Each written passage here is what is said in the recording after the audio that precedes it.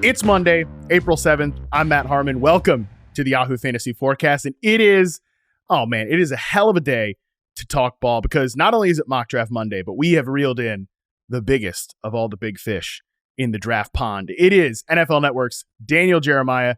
DJ, what's going on, buddy? I think of myself more as a goldfish, but I appreciate the kindness and the introduction there. But I'm always down to catch up with you, buddy. It's good to see you, man. No doubt, man. It is good to see you, too. I know this is obviously your busiest time of year. We were talking about that before we got started. So I appreciate you taking the time to do this show once again. Very excited to hear who you've picked this year for Mock Draft Monday. For the new folks out there, little refresher on how this show goes. Because I say this every week when we do Mock Draft Monday, we bring on great guests. There's going to be some of their, diehard fan base that comes to watch the show. That's definitely that is happening. Okay. Some of the Move the Sticks gang is coming over to watch this show. What we do here on this show is mock drafts. You love them. You hate them. They're part of the industry. They're part of the whole gig here. And I know that when folks like DJ put together these mock drafts, they don't love all 32 picks. You got to do it. You got to check boxes. But there are some that stick with you from a player to team fit perspective. We get the great mock drafters like DJ to come on and give us their 5 favorite player to team fits from their most recent mock draft. And this year, we added a segment called Stand on the Table, the prospect that you want to stand on the table for. So before we jump into this year's version, DJ, I just want to flash back to last year's 5 picks that you gave us. You had Joe Alt to the Tennessee Titans, Rome Odunze to the Chicago Bears, so you nailed that one. Michael Penix to the Las Vegas Raiders, Liatu Latu to the Rams, and Cooper DeJean to the Ravens. All pretty, I think you got the right kind of ballparks here, but the Rome Odunze to the Chicago Bears one, I got to say, man, as a fellow Odunze guy, definitely hoping for a big year 2. How do you see that situation looking this year? I anticipate it's going to happen. I know we were both probably hoping for a little bit more production. I think there's a combination of factors last year that went into that. I think the biggest one, everybody's going to talk about Ben Johnson coming in.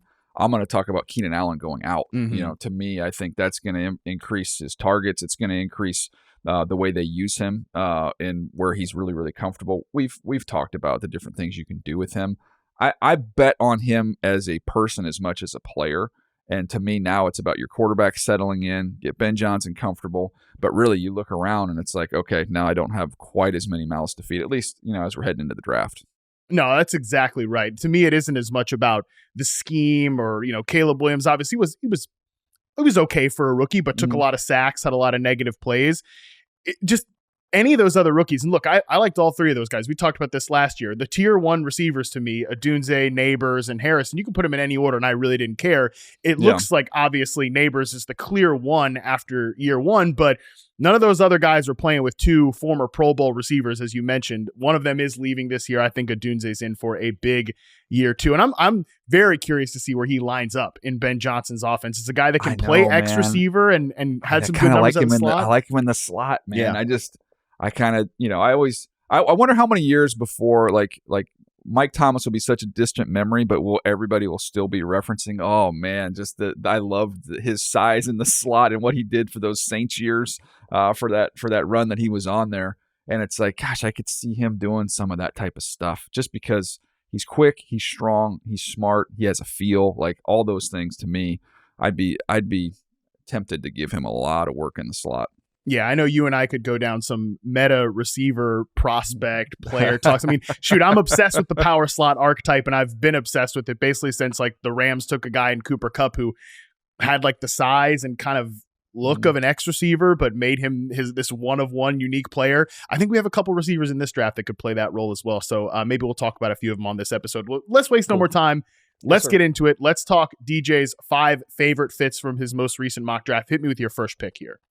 All right, I've got a couple that I'm tempted on here. The first one I'm going to start all the way up there at number 2, just because I just think Abdul Carter. I've been talking about this for a while with Cleveland and pairing up with Myles Garrett. I just think it's just such a fun fit. And Jim Schwartz running the show there, who I spent time around Coach and was with him, and I've known him forever. And he literally, his philosophy is read as a 4-letter word. So we are an attack front. We are not sitting. We are playing aggressive. We are going to focus on get off. We're going to live with a couple offside penalties because that's how much I believe in. Let's just get off the rock. And I just can't imagine he's going to get singled. I mean, you're not getting any extra attention with Myles Garrett on the other side. I know Browns fans like, who's playing quarterback? We can't play Kenny Pickett. I'm like, well, let's see. I could see them trying to get back into the late first, or maybe they take one of these guys in the second round to add to the mix, or come on down Kirk Cousins, or whatever your flavor is, Derek Carr. You want to try and make a move there. But I just from a defensive fit, it doesn't get any better than that. Let's be honest about the Browns offense. They could do the Kirk Cousins thing. It just feels like sometime during day 3 of the draft, when DJ is up there with Rich Eisen and the gang on NFL Network, we're going to get a news item that the Browns have because they didn't take a quarterback in the first round. They took Abdul Carter, as what's happening in our scenario here. They've traded a day 3 draft pick to the Falcons for Kirk Cousins, who has a lot more leverage in that situation than I think people realize, even though he didn't play well last year because he's got the no trade clause. So they have him. Maybe they take a Tyler Shuck on day 2, something like that. They're not going to have a good offense. Like, I don't think they're going to have one of the top 10 offenses in the league next year. So why not just make a strength stronger here and add Abdul Carter? And your games are going to be a lot closer, theoretically, DJ, if you've got these two guys screaming off the edge. Yeah, the mountain's not going to be so high to climb offensively when you have that front keeping the score down. So to me, it's a draft, and this draft is unique in that I don't know that there's a ton of sure things. There's a lot of ifs and maybes and a lot of hope involved with a lot of players. Like, to me, in this draft, you get a premier player, you're doing it right. So that to me is one that I absolutely loved. If you stacked Carter, with other kind of top edge players from recent drafts, where does he sort of rank out to you? Well, I kind of go back through, Nick Bosa was, I think it was my first or second player in that draft. Obviously, you go Myles Garrett. Like, those guys are going to carry higher grades. The last few years, I'm trying to think of, last year we did not have, any super highly rated guys. Obviously, Verse went off and had a great year. But he would be grade wise, he would have been the top one last year, unless am I mistaken? Who am I missing from last year? I mean, now Dallas Turner, like Latu, these guys. Turner, Turner wasn't he the first defensive player drafted, and it was like deep into the first 13, round. We went forever with all those quarterbacks. So yeah, he'd be the top defensive player in last year's draft for me. All right, perfect. Let's move to your second favorite player to team fit here. All right, this one, I like it when you can kind of take stuff that's a little bit off the wall, off the radar, that hasn't been discussed, and it was just kind of kicking around different fits and different ideas. And when I put it out, trust me, because this mock is a little bit old. I don't think I have kind of a long gap between this last one, and then I think the next one might even be just the final one right before the draft. So this mock lives for a while here. Perfect. So gotta get all the juice that possible out of this one. Yeah, just let that thing live. But I got a lot of grief when I had Matthew Golden going to the Dallas Cowboys with the 12th pick. And for me, it just, first of all, they need some excitement and some juice here. And I think he can bring that. I think he's a perfect complement to CeeDee Lamb with what he can do. He can get over the top. He can create some more space. I think I've had arguments with GMs about this. Some GMs don't think he's, and you've looked at him too, so I'll get your take on it. They kind of dinged him on route running, and I'm like, I have no concerns. I don't have concerns with his route running at all. Now, there's some stuff he can clean up and polish a little bit, but I didn't see anything that was limiting in terms of, of the tightness that bothered me at all. And I think he's somebody that stays, feet in the ground through the catch. He's got really, really strong, reliable hands. And then on top of that, I got somebody that can really track the ball down the field and go get it. So I thought he would be a good complement to CeeDee Lamb. It's funny you brought him up, and obviously I didn't ask DJ for any of these beforehand. I'm actually finding them out as we're talking on the show. I thought about our conversation on last year's show about being grounded through the catch when I was watching Matthew Golden, and I think this is the first time he's come up on a Mock Draft Monday episode, but we have had other folks put Tet McMillan with the Dallas Cowboys. Now, I think the thing with Golden that's interesting here, DJ, is like I mentioned, being grounded through the catch. My favorite route for him was probably those like deeper in cuts. Like, I don't think his speed shows up when we're talking about. He doesn't play to the 4.29. He doesn't play to the 4.29. I 100% agree with that. But I had an argument with the GM on that particular route. I'm like, I've seen him stair step guys. I've seen him snap guys off on that. Like, I think there's awareness and feel. And if you want to be a little bit more precise here or there, that's all coachable. Like I didn't see any physical limitations with him, is what I was getting at. Yeah, I got him at an 80.6% success rate on dig routes, 17% of the routes that I sampled. That's a pretty good number for a college prospect. Now, he's not one of these elite top tier guys in terms of separation. There aren't route any. Running. No. I know we could. It's another conversation. We can get to McMillan too, but like I had a text from Kurt Warner the other day because he's going through these guys as we get ready for the draft, and he was asking me about, I don't remember what one of these guys might have been Golden, and he said, but do you see him as a 1, like with like 9 question marks? Kurt likes to give a lot of of question marks or exclamation points in his text messages. And I'm like, Kurt, there's no, in my opinion, there aren't any of those premier guys. That was last year. We don't have those guys. This draft's a lot of good 2s and some 3s, finding guys who fit with who you are. That's why to me, the rankings are going to be all over the map on these wideouts because it's whatever you're looking for. There's nobody for me that's just way ahead of everybody else. It's kind of a clump there, and it's kind of like pick your flavor. And this flavor with this particular ice cream cone here, terrible analogy, but we're going to go with it. Nice. I think works really well, DJ, because talked about this with Tet McMillan sort of helping them unlock CeeDee Lamb even further. Cause I think, obviously McMillan's a pure X receiver. Like he's maybe not a number 1, but I think he's a true X. Golden though, again, some of my favorite stuff with him is when he's working off full speed motion. And they did a lot of like, I'll give Sark some credit. This offense was much more enjoyable to watch this year than it was last year.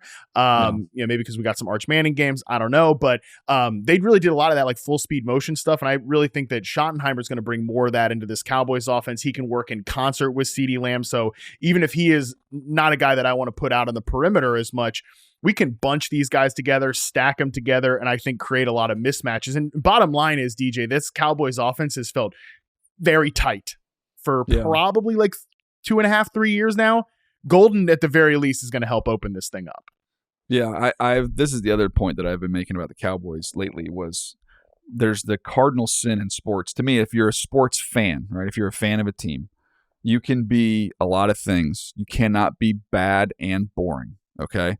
I'll win boring. I have a boring team, but we win all the time. Like that's the hello Patriots. Like that was probably really fun to be a Patriots fan, winning a lot of boring games.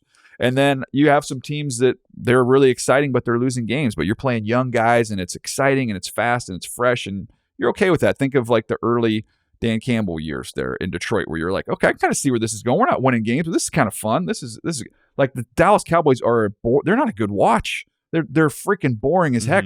And that's why I was like, I know we can say, oh, you only trade up for quarterbacks or edge rushers, but I'm like, man, their biggest needs are really wide out and corner.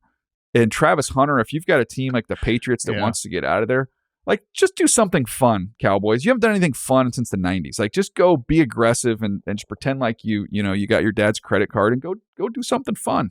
The most we talk about him is like, well, they don't extend their stars early. That's the most interesting thing we can say about the Cowboys right now. So some juice would definitely be needed there. And yeah, Travis Hunter to me, DJ, we haven't talked about this, but I think if he was just a pure wide receiver, he would be good, man. Like he would be grouped with those guys from last year, Harrison, Adunze, and Neighbors. He would be a clear cut, what I'd call like a tier 1 wide receiver prospect. Golden's not that guy, but again, he could help out. Yeah, to me, the 2 names that I used with Hunter when I watched him, first was like Garrett Wilson, because just kind of like the silky smooth body control movement stuff reminded me a lot of Garrett Wilson when he was coming out of Ohio State. And then frame-wise, obviously Devontae Smith, kind of that wiry, long, but just unbelievable ball skills. Like, the catch he makes against North Dakota State where he's getting hit before and he's got to get his hands all the way out. Like that's just...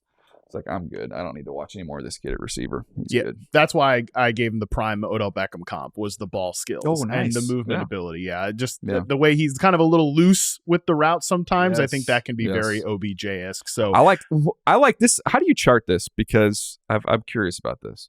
One of the things I love about receivers, we've talked about grounded through the catch. I like guys with that run routes with personality, and it's kind of it when you see it. It's hard to explain it.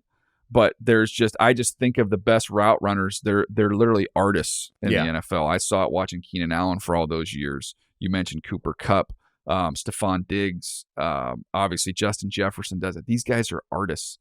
So it makes it kind of interesting to chart, I would imagine, as you're going through and watching some of that. Well, see, this is, something we talked about before we started recording here, is that I never want to give up the charting work myself because to me, you can't chart that. You can't put that into a data point But what you can do, and I realize not everybody subscribes to the site, not everybody reads the profiles. They just see the charts on social media and try to get the likes and engagements by using that and all that stuff. No way, man. Like, you got to read the words. You got to listen to the podcasts, because that's where you can really kind of dive in. Like, again, that 80% on a dig route for Matthew Golden, he's not running that the same way as Travis Hunter. So like, there are just like, you're going into a gallery, you're seeing different paintings and different styles. That's what it's like watching these route runners. And that's why I do love getting to do what I do. So obviously we stuck on the receiver stuff here for a second, but give me your third favorite player to team fit. All right, a third favorite player to team fit. I'm going to skip down here. I'm going to go to 24 to the Minnesota Vikings with Nick Emmanwori, the safety, who can kind of a jack of all trades for South Carolina. I like him closer to the line of scrimmage. He can be a big nickel. He could play as a nickel backer. Let him just see and sort, blitz him, do a lot of different things with him. And I just think of, first of all, he's a height, weight, speed freak. So he's a 4'3" guy at excellent size. And I just think inside your division, who do you got to go through? You got to go through Detroit. What has Detroit done over the last few years that's caused so much chaos and stress? They have the speed of Gibbs and Williams. Like, they have some explosive pieces. So I want to match that explosiveness. I want to know that if I've got a 3rd and 7 and they decide to just pull Penei Sewell outside and run a toss at Jahmyr Gibbs, I have an interior player who can actually get to the sideline and get him. Like, there's chess. He's a nice chess piece to me to combat what is the team to beat in their division. So you're really good about this. And whenever I listen to Move the Sticks, you guys always talk about this, that you in the league, folks are focusing on, hey, look, we got to scout to win our division, right? Because I think fans on the outside here, that's like, it's 2 games of the season. Why would you ever take a guy just for those 2 games? Well, look at last year. Yeah, right. It gets down to December and January, and those 2 games kind of matter a lot. They played head to head with the division on the line, and it's quite a difference between the 1 and the 5 or the 2 and the 5 seed. I mean, that's quite a big difference. Minnesota loses that game, go on the road and loses the Rams in the playoffs. So yeah, that's the fastest way to the postseason is to win your division. So absolutely, teams think about that, and it's different with different divisions. Some of them, like the AFC North, it's weather related. Like you think about. Are these the type of players we used to always say in Baltimore? Can this guy get Ben Roethlisberger down in the snow in December? Like, right. We can't bring in a 220-pound edge guy who's just a all speed kind of a feather out there on the edge. He might get to Ben Roethlisberger. He ain't going to get him down. So you scout for your division. And I will say, even in the rest of this division, look, like the former Lions offensive coordinator is now the head coach in Chicago. So if they're going to bring any of that offense, like, they don't have the speed, obviously, that Detroit brings to the table here, but if they're going to stress you out horizontally like they did in Detroit, they might be doing that in Chicago now. Green Bay does a little bit of that as well with guys like Jaden Reed and, some of the players they kind of put in full speed motion. So Emmanwori could really help in that regard. Like you mentioned, he's got like multi-positional versatility.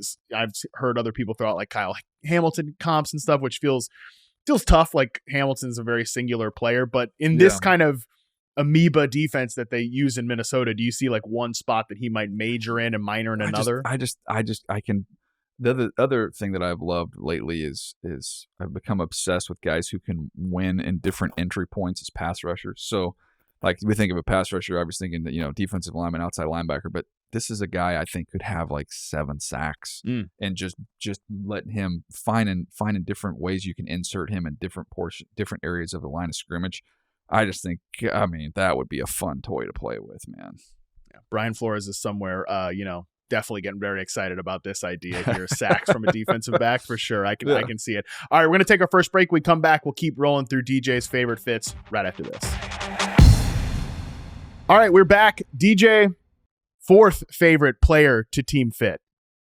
All right, I'm going to go back up towards the top of the board here. And I could do this player with a lot of different spots, but Ashton Jeanty to the Raiders. I just think right now, you don't go hire Pete Carroll for 5 years from now. You go hire Pete Carroll to try and win games right now and see if you can't maybe, find your way into a wild card.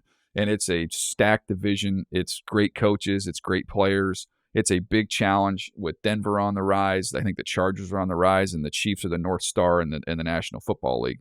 But to me, it matches Ashton Jeanty is a win right now for the next 4 to 5 years, and he's going to give you a ton of production. He's going to give this offense an identity, a much-needed identity.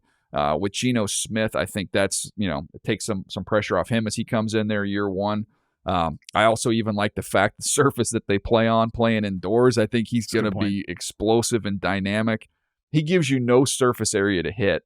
And then selfishly, finally, the last reason is I want those side-by-side MJD in a Raider uniform versus Ashton Jeanty in a Raider uniform to see those guys. That literally is who he is. That's exactly who he reminds me of as a runner. Yeah, short, stout, breaking a lot of tackles. There's nothing to hit. Yeah. He gives you no surface. You can't, it's funny when you're watching, he's got contact balance and he's strong and he breaks. I'm like, they can't get to him. There's nothing to hit. It's an interesting watch. So let me play a little bit of devil's advocate for this pick because he's been, this particular player to Team Fit has been brought up on Mock Draft Monday before. And look, obviously I like it. They take Ashton Jeanty 6 overall and be cool with it. Do you think that actually they could potentially, the Raiders, put together a better run game if they take someone like Armand Membou, who, when I'm thinking about my non-favorite receivers in the class, it's like Jihad Campbell and Membou, because I think he's just such a riot at, he could just be your right tackle. He's an ass kicker on that side. And then they take a running back on day 2. Could they maybe facsimile actually a better run game if they go in that direction as opposed to just taking Jeanty at 6th? No, I think that's a fair point. I think Membou, is a little bit more raw. Okay. I look, in this draft, he's up there for me. I think he's my 10th or 11th player. I just think in this draft, there are so few rock solid, sure things. I know exactly what I'm buying. And this is when I was having a conversation with somebody about this the other day in the league. And I just said, it's just weird to me. This year, the 2 tight ends and the 2 backs at the top of those position groups, I feel better about than almost just about any other position. I just want to come out of this draft. I've used the phrase, it's a starters, not stars draft. So, man, if I could exit the first round and have a good night's sleep, knowing I didn't just miss, that would be a good first round. And I think Ashton Jeanty's my 3rd overall player. So that tells you how high I am on him. Yeah, I think we got to memory wipe the premium position stuff a little bit. Not this year. This is not the year for that, man. No, this is not the year. This is a meat and potatoes, a grinders draft. That's for sure. All right, well, curious to see which position you go with here for your 5th and your final favorite player to Team Fit. So, and this is one that I don't think will happen. I'll preface it by saying that, but I love it. And I acknowledge fully that this team has a very big glaring weakness that needs to be addressed, and this does not do that. That being said, as someone who has waved the flag for Sam Darnold for quite some time and saw last year the breakthrough happen, minus the end of the season, I was sitting here thinking, man, interior offensive line, a desperate need for them. No question. They need to go out and address the interior offensive line. That I'm thinking, okay, that's one way to protect Sam. Another way to protect Sam is to give him some really, really easy completions. And when you've got Smith and Jigba and you've got Cooper Kupp, who are both smart, really, really smart guys, and who can both, I think Cooper, even though he's not what he was, I still think he can win. But man, you go get Colston Loveland. Now I've got options where I can throw the ball to my backs, who I've got a nice collection of backs here. I've got those 2 guys who are if you're going to play zone, have fun. You got Smith and Jigba and Cooper Kupp are going to eat zones alive. And then, so you're going to play more man coverage against them. And then now I've got Colston Loveland, and you got it. Who are you going to put on him? What are you going to do? And Sam can get the ball out of his hands quick and get him the rock. So I love Colston Loveland. I think he's one of the top, I think he's my 6th or 7th player in the entire draft. He didn't have a healthy process, going through the spring. So I think if people had a chance to see him move around and see how naturally he catches the ball and how easy he moves, I think he would go much higher. And he still might in this draft. But this was a Sam Darnold, let's keep hope alive pick here with Colston Loveland. Yeah, as a founding member of the Sam Darnold oligarchy, you are definitely in the bag for making sure that Sam continues to get good things going his way. Hey, you think this has no chance to happen? I could see this being Seattle's pick in the first round. The thing is, when you have the interior of that offensive line just staring you right in the face, to me, the reason I did it in this one, if you look at the mock, they're picking 18, right? At 16, I had Gray Zabel going to the Cardinals. If Gray Zabel's on the board, a guy who legit has 5-position flex, and you have the offensive line issues, especially along the interior there, and even you have tackles that haven't been able to stay healthy. They've been good when they've been out there, but they have not been able to stay healthy. that's such a luxury. You get a 5-position flex guy who can actually not just he can go out there and survive, like he's a functional tackle. I think he could be an all-pro center, or guard. So that to me would be tough for them to pass up if he got to him. Yeah, I mean, I don't know. John Schneider, not a man lacking in confidence, and he's been confident to stare into the abyss with the interior offensive line before. And he's even said, like, hey, this new coaching staff, they like some of the young guys I've drafted. They get these guys going, man. They can get them up and going. So I will say Colston Loveland to me is, I mean, what an electric player. He's super fascinating in terms of like doing big slot receiver stuff. In addition to, I think he actually could, he played with the shoulder injury last year. Maybe he could be more of a blocker than people think once he gets the league. He can survive. Yeah, he like can survive. Like just willing. That's like a willing blocker. Maybe not a plus blocker, but a willing blocker. You sound like such a scout now, dude. This is just years and years of training on your part, because I can't tell you the number of times I've sat in draft rooms and we've all had tight ends that we loved. And this is not Loveland, but tight ends that we've loved that would not block a soul. We're like, but he's willing. He's willing. He's fine. I'm an excuse maker, I guess. Yeah. Well, I've been doing this for 12 years now. So yeah. You see, you're an old vet, man. I know. Yeah. Dude, those were the. He'll try. He'll put his face in there a little bit. We're like, yeah, he's not any good at it. Like, what does that matter? But he's giving it his best shot. The only time anybody wants to do the participation trophy in the NFL is when we get to the scouting phase. Yeah, you get a ribbon for that. Exactly. I will just say, too, we are getting very slot receiver heavy. If Colston Loveland, we got Cooper Kupp, who I think at this point is a slot-only player. And I will say for the Sam Darnold oligarchs like yourself, he's going to get Sam out of some trouble as Cooper Kupp. Just get that thing down to him in the flat where he's open. Like, it's fine. This really hinges on JSN being an outside receiver, which to me personally, DJ, I think he can be. He was a 75% success rate versus man prospect back at Ohio State. Even as a rookie, when he didn't have the stats, he was still over 70% in his rookie season against man coverage for me in reception perception. That gives me some faith he can be a flanker in 11 personnel. In 12 personnel. When we go to 11, maybe he and Cooper can rotate a little bit. We just need like MVS to be the sacrificial X and stretch space out here. Just run some people off. And I think that can work. Team, I haven't even really looked into it much, but I don't know how much they did it last year. But with the personnel, especially if they were to do this, wouldn't this make sense for this team to live in bunch? Yeah, totally. And you can dig out linebackers with these receivers. You could motion Loveland out wide, get him out all the way out, give him all that room to operate, have matchups out there that you love. But to me, I just think I would be in a condensed formation a bunch with the personnel that they have. Oh yeah, the lines are so blurred now. I mean, when I go to my historical data, like the amount of press reps that flankers see now is just like it's coming down every single year, because you can hide these guys from, again, as long as you're not that true boundary X, you can hide these guys from press and stuff like that. And I do think JSN's good enough to do it. So I do like this pick. And I will say, from a dynasty, like rookie draft perspective, Colston Loveland to the Seattle Seahawks, Colston Loveland anywhere, I think he's going to be a pretty interesting one for people to look into. We're going to take our last break. When we come back, DJ's going to give us his stand on the table prospect right after this. Well, Captain, my captain. Set it down, Mr. Anderson. We have Bills Mafia here. Let's go! NJ through the table! All right, we're back. DJ, it's the segment that is, I mean, per sources, just tearing it up this draft season. Stand on the table. And I know, see, you've actually been with teams. You've been in front offices. You've done the whole thing. This is actually a thing. People, I mean, have you ever seen anyone actually stand on the table, or is it just more of a metaphor? Haven't seen anybody physically stand on the table. I have heard it get very heated. Maybe some banging on tables. Yeah.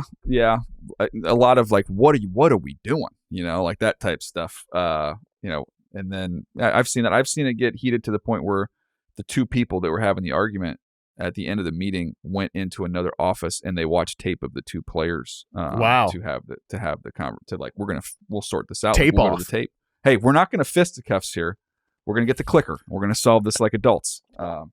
So just for those two, it was, and I think it was like James Laurinaitis, and it might have been Clay Matthews that year. Wow. I remember it was two white linebackers, so that's my guess. Well, very different anyways. from a hair perspective. I will say that between Laurinaitis and Clay Matthews. But yeah, I just always think of, Brad Holmes every year now, he's got like these slamming on tables. He's fist bumping after they take Jahmyr Gibbs or whatever. Soon enough, Brad's going to have to stand on the table and really just break one of those bad boys to really just one up himself. But again, this is the prospect that DJ is willing to stand on the table for, the prospect that you just love, you're higher maybe on the consensus. This is kind of your guy-ish, and it could be at any level of the draft, DJ. So from the hundreds of players you've looked at, who do you want to stand on the table for?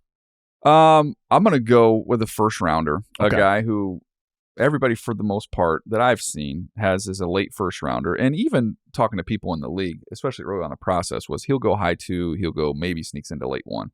And I've just been much higher on him throughout the whole process. And that's Jahdae Barron from Texas, who I've given my buddies in the league a hard time about it too. Cause I'm like, oh, so you guys unfairly punished Brian Branch, for the position he played, and he dropped at the second round. That was a huge mistake. You guys then turn around and everybody decided to do the same thing with Cooper DeJean of where are we going to play him? And I don't know. He's like, play outside. I don't know. How high do you want to take a guy? I'm like, you guys live in nickel. It's a nickel league. What are we doing? And to me, Barron plugs in there. What I love about him more than anything else, he's got the ball production.